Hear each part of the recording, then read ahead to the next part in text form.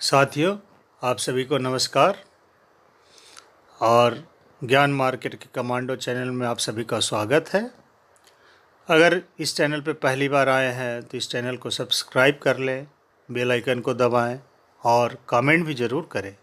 साथियों, इस वीडियो को ज़्यादा से ज़्यादा लोगों तक शेयर भी करें जिससे ज़्यादा तक लोगों तक पहुंच सके। अभी तक पार्ट 7 में आपने जाना कि मेरी का बर्थडे है और जादूगर को बुलाती है मेरी, लेकिन किसी कारणवश जादूगर नहीं आता है और लियो बिना बुलाए उसके घर पे आ जाता है और लियो गाना गाता है जिससे सभी लोगों को एंटरटेनमेंट होते रहता है। आगे हम जानते हैं कहानी पार्ट 8 में आगे क्या होता है।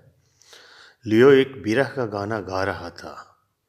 किसी दूर समुद्र तट पर बैठे परित्यक्ता राजकन्या अपने प्रेमी के लिए समुद्र को बुलाकर कह रही है, सुनो सागर, मेरे पति को लौटा दो, लौटा दो।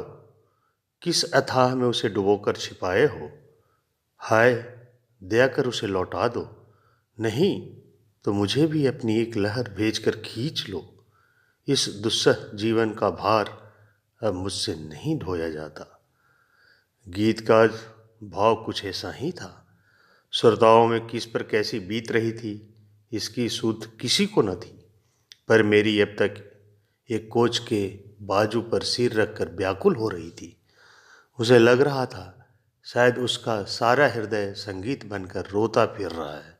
समुद्र क्या है उसे नहीं मालूम, केवल व्याकुल मर्मभेदी कंदन से दया की भीख मांग रही है। वह मेरा खो गया, अजी लौटा दो, लौटा दो। प्रबल ज्वर में जिस प्रकार रोगी की प्यास किसी प्रकार से शांत नहीं होती, उसी तरह इन आमंत्रित लोगों की संगीत की तृष्णा किसी प्रकार से भी बुझ नहीं रही थी। एक एक कर कई गीत उसने गाए। 10 बज गए थे। भोज का समय हो रहा है। देखकर लियो ने पियानो का डाला बंद किया और उठकर खड़ा हो गया। तब सभी ने पहचाना कि वह कौन है। मेरी ने जब पहचाना तब लड़खड़ाती हुई एक कमरे में जाकर लेट गई। क्षण भर के लिए उसे चेतना ना रही, लेकिन वह स्थिति केवल पल भर के लिए ही रही। इसके बाद मेरी उठकर बैठ गई, संभल कर डाइनिंग रूम में जा पहुंची। चारों ओर झांका, सभी एकत्र थे, लियो के अतिरिक्त। उसी के बारे में सब बातचीत कर रहे थे। मेरी के आते ही सभी ने यही प्रश्न किया तो मेरी ने गर्दन हिलाकर कहा, मुझे नहीं मालूम। अंत में दरबान ने सूचना दी कि लियो चला गया है। किसी की भी समझ में कारण ना आया, लेकिन बात सभी के दिमाग में कौंध गई। लज्जा और अभिमान से आहत मेरी ने आवेश में दांतों से होठ इतने जोर से दबाए कि होठ कटकर लहलुहान हो गए। उसे निमंत्रण नहीं दिया गया था। मेरी के जन्मदिन के अवसर पर प्रतिवर्ष आता था, आज भी वैसा ही चला आया था। निमंत्रण की अपेक्षा नहीं की थी उसने। आज वह न आता तो पार्टी फीकी रहती। मेरी के सम्मान की रक्षा कर वह चुपचाप खिसक गया था। धन्यवाद के 2 शब्द के लिए भी न रुका। इस तरह धीरे से खिसक कर उसने अनजाने में ही मेरी की अपेक्षा की थी। इससे मेरी तड़प उठी और स्वयं को पराजित अनुभव करने लगी। संगीत का क ख भी लियो जानता है। इतने दिनों के घनिष्ठ परिचय से भी मेरी जान न सकी थी, इसलिए उसकी आवाज़ न पहचान पाई थी। जब पहचानी तब उसकी चेतना लुप्त हो गई थी। उस पर वह अपमान यातना से सारी रात मेरी कराहती रही। और भी 3 दिन हो यूं ही चुपचाप बीत गए। इस बार इतने दिनों पश्चात लियो की आंखें 1-2 बार गीली हो आई थी। महीने भर से मेरी धीरे धीरे दूर सरकती जा रही थी। अवहेलना अपेक्षा करने में उसने कुछ भी कसर नहीं उठा रखी थी, लेकिन इतने दिनों के बाद यह अपमान। अपने स्वाभिमान को ताक पर रखकर वह बिना बुलाए ही उसके द्वार तक चला गया था और बदले में अपेक्षा का यह मौन दाह लेकर लौटा था। यही बात उसे सबसे अधिक विचलित किए जा रही थी। 3 दिन बीत गए थे, वह एक बार भी ना आई थी, एक बार बुलाया तक नहीं। क्या केवल इतना ही था सब? लियो के मन में धिक्कार सी उठी। भाग्य को कोसकर कर्मफल का बहाना बना दूसरे के बुरे चरित्र की निंदा कर थोड़ा सा शांत हुआ जा सकता है, किंतु जब स्वयं अपने को धिक्कारने की इच्छा होती है तब फिर उसे अपना दुख धरने के लिए कोई ठौर नहीं मिल पाता। महीने भर से लियो के अंतर में भले ही चैन न था, किंतु आत्मसम्मान तो था ही। उसका आत्मगौरव उसे पर्वत सा अडिग बनाया था, लेकिन आज उसने पहली बार देखा कि उसके आत्मगौरव ने उसे धोखा दिया है। मेरी को वह प्यार करता था क्योंकि मेरी भी उसे प्यार करती थी। यह बात तो ठीक थी, किंतु उसके बाद उसका क्रोध और ऐसी ठिठाई।